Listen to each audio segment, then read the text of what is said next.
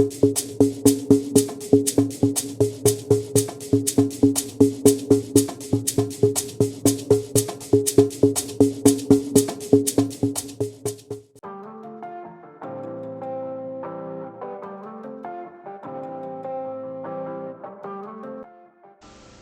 So welcome back everybody. ये हमारी अपनी बिल्डिंग की स्टिल पार्किंग है, जिसमें हम लोग अपनी टेम्परेरी वर्कशॉप सेटअप करने वाले हैं। और जब हमारी गैराज से गाड़ी घर आई, तब से लेके मेरे पास ऑलमोस्ट 15 डेज़ का टाइम था जब तक मेरे कारपेंटर फ्री होते। तो उस दौरान मैंने अपनी वर्कशॉप सेटअप करी, गाड़ी की क्लीनिंग करी, वैक्यूम से सारा जितना भी हमारा 15 दिन में डस्ट वगैरह जमा हुई थी, ताकि वी शुड बी रेडी कि जब हमारे कारपेंटर हैं so we can begin with the work. और इन द मीन टाइम मैंने इंसुलेशन का सामान गैदर करा, टूल्स जाके सारे अपने जो हमें रिक्वायर्ड थे, टेबल सॉ हो गई, ऑटोमेटिक प्लानर हो गया, आपका ड्रिल मशीन सेट्स हो गए, बिट्स, एलन कीज़, जितनी भी तरह की चीज़ें हमें वुड वर्क में रिक्वायर्ड थी, वो सारी हमने इकट्ठी करी। एंड जब मैं घर आया, तो जब मैं फ्री था उस दिन, तो मैंने पहले तो बहुत सोचा कि ये पंगा ना लूँ, बट देन आई थॉट कि व्हाई नॉट। तो मैंने ये पूरी टेबल सॉ जो है खुद ही अपने आप असेंबल करी। 15 दिन के बाद जब हमारा वर्क रिज्यूम हुआ, तो कारपेंटर्स की हेल्प से हम लोगों ने पूरी वर्कशॉप रिमेनिंग सेटअप करी।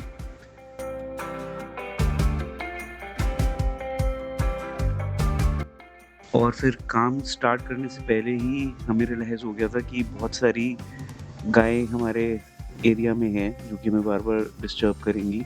हम लोगों ने काऊ बैरियर्स तैयार करे बाँस की लकड़ से, एंड अपने हिसाब से डायमेंशंस के हिसाब से गेट्स टाइप बना के टेम्परेरी उनको वहाँ पे फिक्स कर दिया।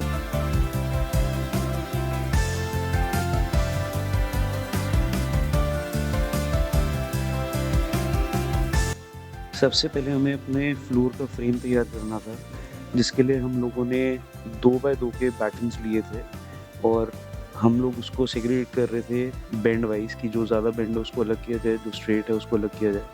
उनके निशान लगाने के बाद हमारे फ्लोर के साइज़ के हिसाब से जैसे भी हमने उनको लगाना था, साइज़िंग करने के बाद हम लोगों ने उसको टेबल सॉ पे कट करना शुरू करा, ताकि हमारे पीसेस तैयार रहें साइज़ वाइज़ मार्क्ड, ताकि हमें पता रहे कौन-सा पीस कहाँ पे आना है।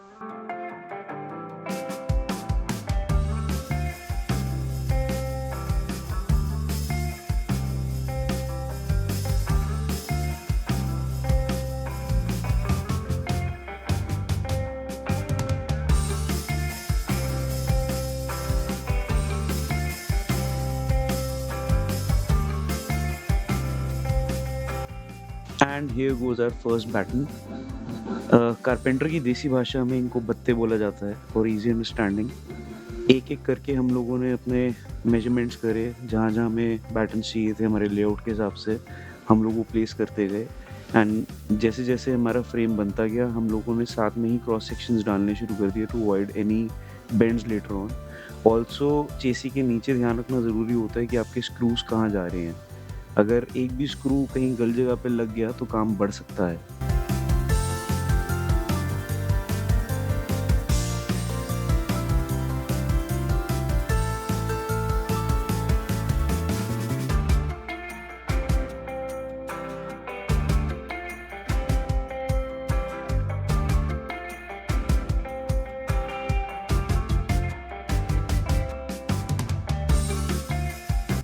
वुडन फ्रेम तैयार होने के बाद जो हमारी स्पेस निकली थी सेक्शंस की, हमने उसके हिसाब से सीरियल नंबर वाइज़ मार्किंग करके हमारे इंसुलेशन बोर्ड्स को कट करना शुरू करा, एंड उनके ऊपर भी मार्किंग करी। एंड ऑल्सो जब आप इंसुलेशन बोर्ड्स का इस्तेमाल करें, तो उसको सील डाउन करने के लिए फॉइल टेप का इस्तेमाल करें। उससे वेपर बैरियर जो है वो बना रहता है, और कोई भी मॉइस्चर जो है वो आपकी वुड पे या अंदर कहीं पे भी इकट्ठा नहीं होगा।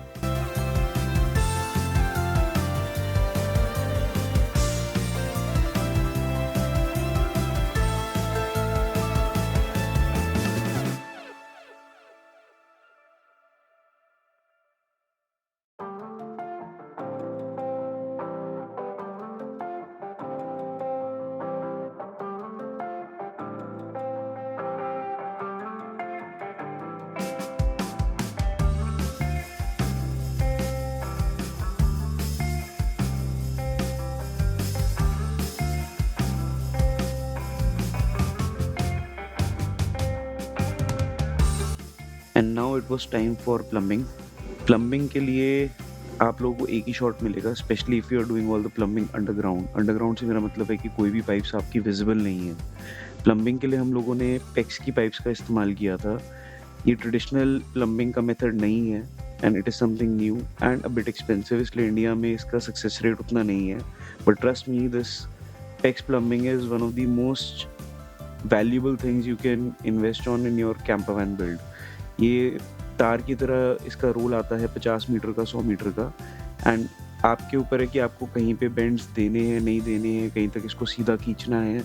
तो ये प्लम्बिंग के लिए इट्स वेरी ईज़ी, बहुत आसानी से इसकी प्लम्बिंग होती है एंड हम लोगों ने इसी का इस्तेमाल करके अपनी पूरी वैन की प्लम्बिंग करी है।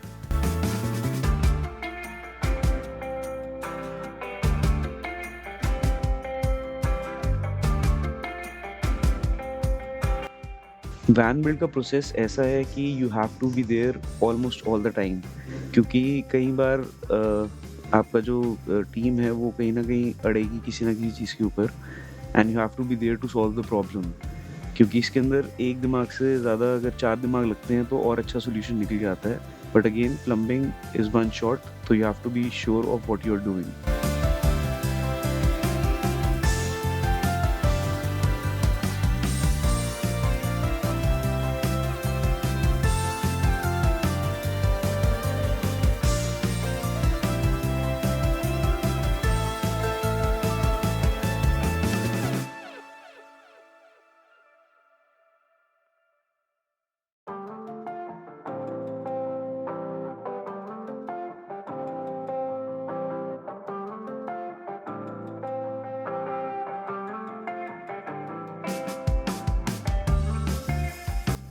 प्लम्बिंग का काम ख़त्म होते ही हम लोगों ने जितने भी हमारे आउटलेट्स थे उन पे एंड कैप लगाई एंड मैनुअल मोटर होती है ये, इससे हम लोगों ने पानी को प्रेशराइज़ करा एंड चेक करा कि हमारे कहीं भी पॉइंट्स पे या जॉइंट्स पे या जहाँ-जहाँ हमने एल्बो लगाई थी, कहीं पे भी हमारी कोई लीकेज ना हो।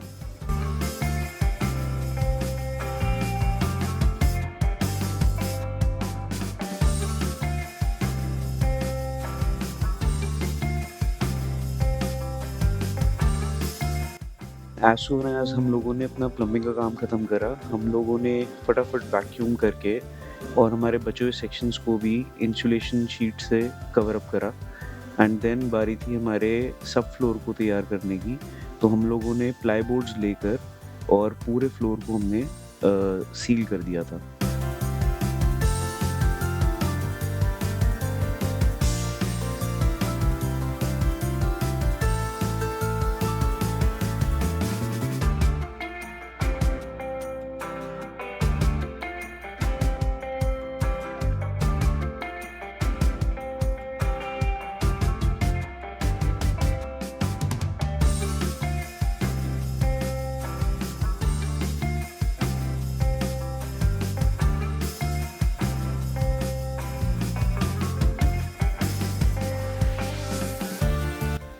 कोई भी वुडवर्क करने के लिए this is the must have tool, like jigsaw is a blessing if you are doing any kind of woodwork.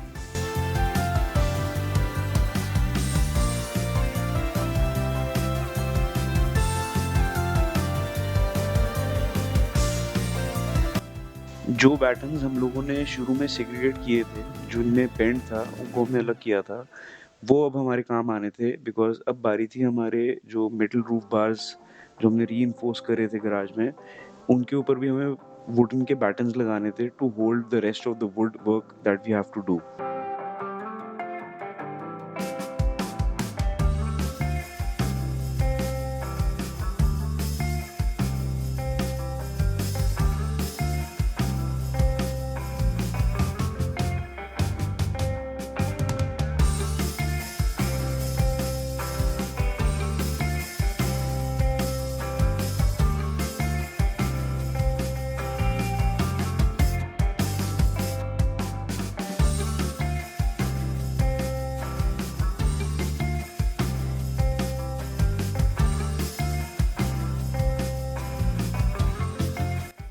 Her batten को इंस्टॉल करने के बाद पहले वाले बैटन से उसका लेवल चेक करना बहुत ज़रूरी होता है ताकि हमें एक अच्छी फिनिश मिले एंड तक। 1 सेकंड। हमारी वैन गैराज में क्या कर रही है फिर से?